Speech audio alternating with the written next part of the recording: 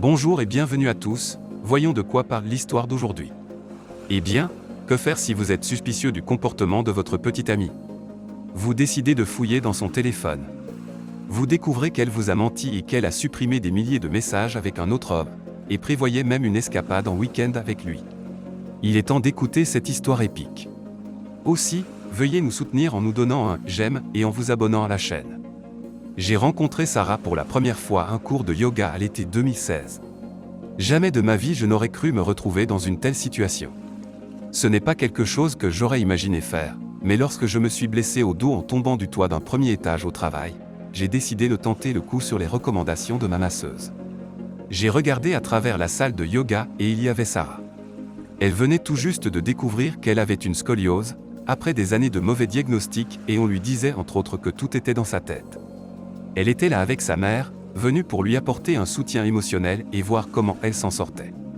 Après l'avoir vue, j'ai instinctivement été attiré vers elle. Après que l'instructeur de yoga ait eu une discussion avec elle, elle m'a appelé et m'a dit que c'était aussi la première fois pour ça. Donc peut-être que nous devrions nous asseoir l'un à côté de l'autre et nous soutenir mutuellement. J'ai dit que ça me convenait, et elle a également souri et acquiescé, alors je suis allé la rejoindre.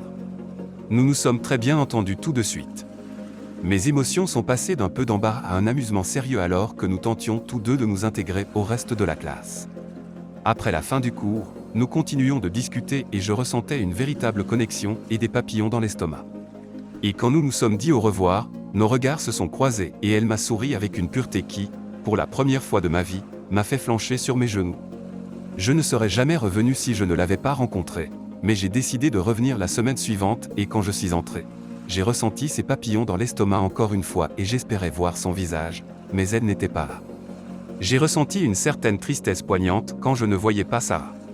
Je ne savais rien d'elle, je n'avais aucun moyen de la contacter, et je ressentais cette tristesse surréaliste qui était difficile à quantifier.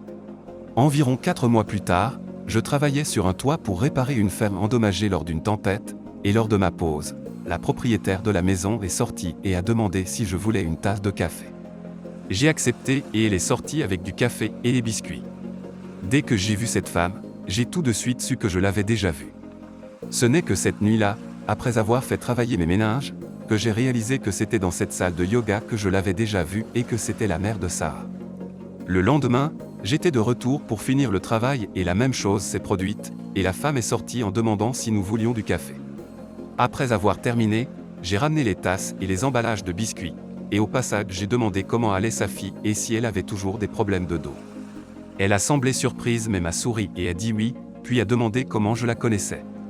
J'ai répondu que j'avais parlé avec elle lors d'un cours de yoga quelques mois auparavant. Elle a ri et a dit qu'elle se souvenait de moi maintenant. Je lui ai ensuite donné une carte avec mon numéro écrit dessus et lui ai demandé si elle pouvait peut-être demander à sa fille de m'envoyer un SMS car je voulais renouer le contact avec elle. J'ai reçu un texto de Sarah cette nuit-là me demandant comment j'allais et qu'elle m'avait cherché à nouveau à la salle de yoga mais je n'y étais pas. Il s'avère qu'elle est revenue la semaine après moi car elle pensait que c'était toutes les 2 semaines. Nous nous sommes rencontrés peu de temps après.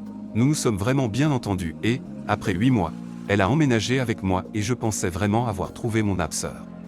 Elle était en situation de handicap et recevait des allocations d'indépendance personnelle et se faisait administrer des injections de stéroïdes pour traiter sa scoliose qui, couplée aux antidouleurs et aux exercices, lui permettait de supporter la douleur. Je gagnais également bien ma vie donc nous étions à l'aise financièrement. Quand je revenais du travail, nous étions toujours en compagnie l'un de l'autre. C'est à ce moment-là que je pensais sérieusement à demander en mariage. Les choses ont changé autour d'Halloween 2019. Notre chambre à coucher était toujours très active, mais il y avait des moments où elle n'en avait pas envie et cela ne me dérangeait pas.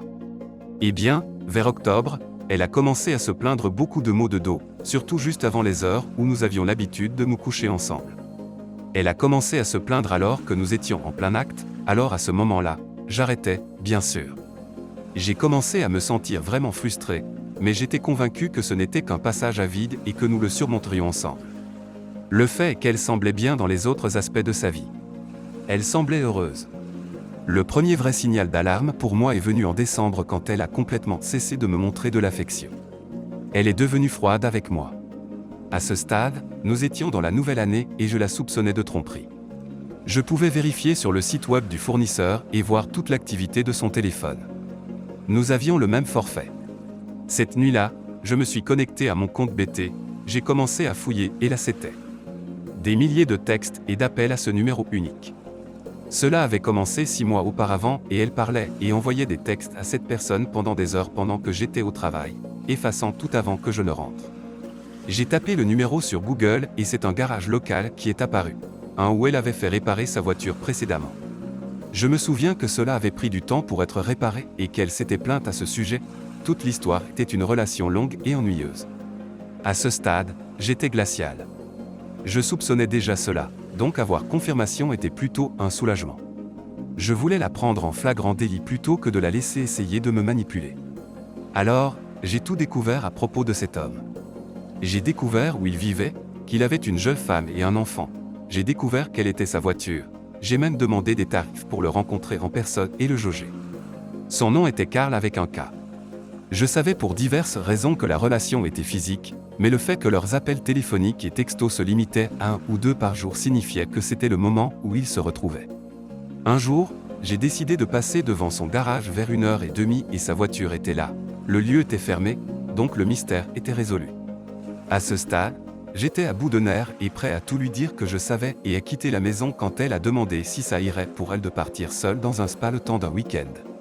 Elle a dit qu'elle était déprimée à cause de son dos qui empire, que ce lieu serait formidable pour l'aider grâce à toutes les activités qu'elle pourrait faire, qu'elle pourrait revenir rafraîchie et comme une nouvelle personne. Elle avait raison à propos de cela parce que je ne reconnaissais plus la personne qui se tenait devant moi. De toute évidence, elle n'allait pas y aller seule. Ça serait un week-end avec ce gars. J'ai dit d'accord. Maintenant, j'avais un nouveau plan et ce serait la dernière chose que je ferais pour elle. Je voulais me venger d'elle avec style. Je ne voulais pas juste la voir pleurer et me manipuler pendant des jours puis partir à sa convenance en me faisant passer pour le méchant.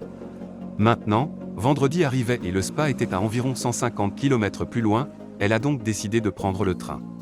Je l'ai amenée à la gare malgré ses protestations disant qu'elle prendrait un taxi car je voulais la voir partir.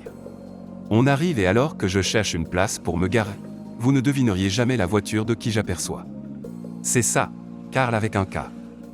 Je pense que je vais m'amuser un peu et la mettre mal à l'aise, alors je me gare juste à côté de lui.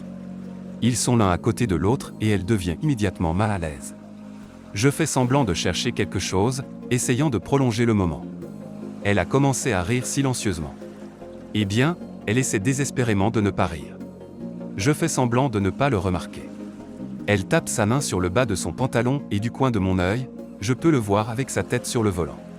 Elle laisse échapper un rire puis le dissimule rapidement en toussant et commence à se racler la gorge.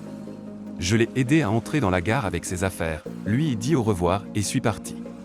Quand je suis sorti, la voiture de Karl avait disparu, alors je suis rentré chez moi et j'ai exécuté mon plan. J'ai commencé par faire venir un serrurier pour changer les serrures. Ensuite, j'ai emballé tous ses vêtements dans des sacs poubelles et les déposés sur le côté de la maison. Vendredi soir, avec ses rires à mon égard résonnant dans mes oreilles, j'ai pris le bac à litière de notre chat, ouvert le sac poubelle contenant les affaires de Sarah, et l'y ai jeté. J'ai bien secoué le sac puis les refermé. J'ai passé le samedi dans un marasme de dépression, répondant à ces textos avec la seule énergie que je pouvais rassembler, qui n'était pas grand-chose. Je me suis plaint d'un mal de tête sévère dû à une gueule de bois que je n'avais jamais eue, et les textos se sont estompés. Dimanche est arrivé, et j'étais prêt à exécuter la dernière partie de mon plan. D'abord, j'ai conduit jusqu'à la maison de Karl et j'ai glissé une lettre à l'attention de sa femme sous sa porte. À l'intérieur, c'était une lettre décrivant comment son mari avait une relation avec ma petite amie, des copies de ses appels téléphoniques et de son journal de textos, et qu'ils étaient ensemble ce week-end. Je suis monté dans ma voiture et ai conduit pendant 1 minute, puis je me suis garé et ai appelé Sarah. Je ne me souviens sincèrement pas de tout ce que je lui ai dit, mais c'était quelque chose comme moi qui prenais des nouvelles. Elle a commencé à s'enthousiasmer sur le fait qu'elle s'était beaucoup amusée, qu'elle se sentait comme une nouvelle femme, et qu'elle pourrait peut-être se voir le faire 2 ou 3 fois par an. À ce stade, j'ai demandé « Comment va Karl ?» Son bavardage s'arrête. Le silence remplit l'air jusqu'à ce qu'elle dise enfin « Qui est Karl ?» J'ai alors continué à lui dire que je savais tout, que j'avais changé les serrures, et que toutes ses affaires étaient autour de la maison. Au lieu d'être désolée, elle part dans une diatribe tonitruante, me blâmant pour tout. À la fin, je lui ai dit à quel point ses affaires sentaient le caca du chat, et j'ai raccroché. J'ai bloqué son numéro et je ne l'ai pas vue jusqu'à mercredi. Quand je suis rentré du travail, elle était assise sur le perron. Tous les sacs avaient été déplacés. Je l'ai ignorée, je suis passé par l'arrière, suis entré par la porte de derrière, et l'ai verrouillée derrière moi. Je ne lui ai pas parlé depuis, bien qu'elle ait fait des tentatives, y compris une lettre. En ce qui concerne Karl avec un K, je ne sais pas ce qui s'est passé entre lui et sa femme. Je sais juste qu'il a dit à un ami que ce n'était pas personnel. Cela m'a mis en colère.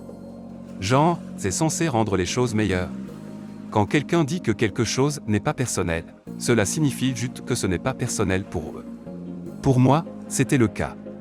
J'ai entendu dire que le Covid n'a pas été clément avec son entreprise, mais ne comptez pas sur moi pour verser une larme pour ça, sauf si c'est des larmes de rire.